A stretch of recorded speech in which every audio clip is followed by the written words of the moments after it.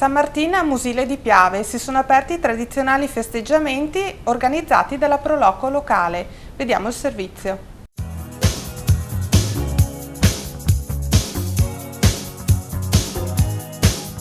Sono ormai 15 anni che si festeggia San Martino a Musile di Piave. Siamo qui con il presidente della Proloco, diciamo il Deux ex machina di questa festa. Lei è l'organizzatore, diciamo, uno degli organizzatori. In cosa consiste questo festeggiamento? Ma questo festeggiamento vuole ricordare un po' i tempi passati dei nostri nonni, però noi come Proloco siamo andati più indietro negli anni e le nostre edizioni, soprattutto le ultime, si concentrano negli antichi veneti, nella dea Reizia, che è anche il simbolo della nostra Proloco.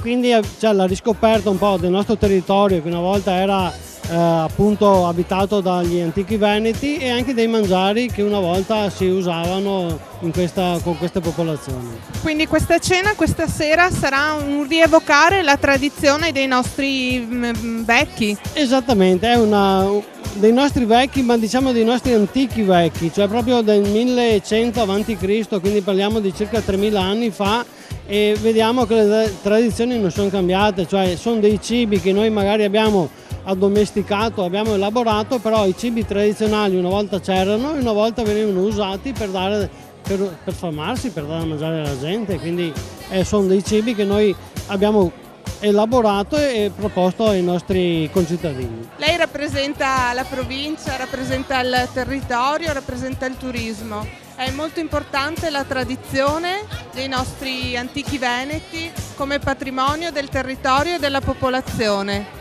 Noi abbiamo una fortuna grandissima perché oltre ad avere un territorio stupendo di per sé ha anche una tradizione storica molto importante e queste occasioni, soprattutto con i volontari che abbiamo qui a disposizione nei paesi, contribuiscono anche a far conoscere queste tradizioni.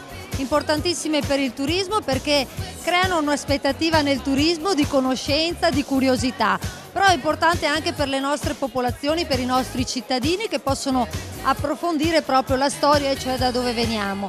Io direi che però queste feste hanno un valore ancora più grande che è quello proprio di mettere insieme il volontariato, perché qui siamo in mezzo alle Proloco che sono una forza veramente importante di creatività ma soprattutto di spirito sociale.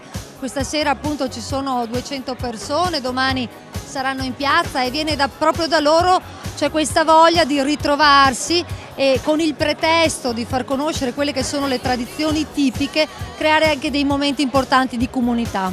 Ovviamente non poteva mancare questa sera anche l'amministrazione comunale nella persona del sindaco onorevole Gianluca Forcolin.